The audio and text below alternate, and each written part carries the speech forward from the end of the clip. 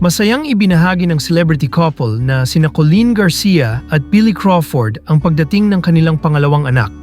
Nanganak si Colleen ng isang malusog na baby boy na pinangalanan nilang Austin at ito ay ipinanganak noong Agosto 17. Ang masayang balita ay kanilang inanunsyo sa pamamagitan ng isang Instagram post kung saan ikinuwento rin ni Colleen ang hindi malilimutang karanasan ng kanyang panganganak.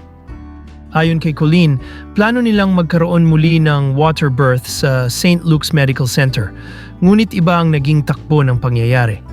Habang siya ay nasa active labor na, hindi pa pumuputok ang panubigan at 3 sentimetro pa lamang ang pagbuka ng cervix. Bagamat malapit-lapit na ang contractions, hindi pa umano ito masakit kaya't nagawa pa niyang maglakad-lakad at maghintay ng normal. Ngunit matapos ang ilang oras, nagsimulang lumakas ang contractions kaya't agad siyang dinala sa delivery room. Sa kanyang salaysay, pagkarating pa lamang nila roon ay nakaramdam siya ng bahagyang urge na itulak. Laking gulat nila nang biglang lumabas ang ulo ng sanggol at sa sumunod na push ay mabilis na lumabas si Austin sa mismong bisig ng kanyang ina na naroon sa silid. Sa loob lamang ng 2 mabilis, tahimik at halos walang kirot na pag-iri, dumating si Austin sa mundo encaul o nakabalot pa ng amniotic sac, isang pambihirang karanasan para sa sinumang ina.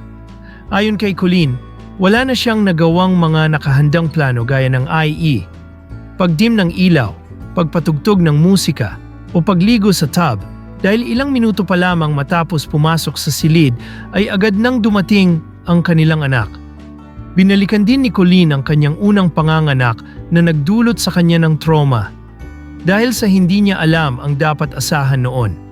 Ngayon naman, bagamat hindi natuloy ang plano, daman niya ang malaking kaibahan at ang kagandahan ng karanasan.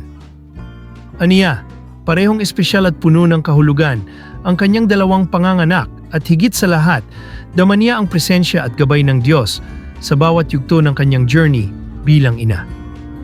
Sa pagtatapos ng kanyang mensahe, nagpasalamat si Colleen sa pagkalinga ng may kapal at sa pagkakataong maging instrumento upang mapalapit ang kanilang pamilya kay Austin, ang bagong biyaya sa kanilang buhay.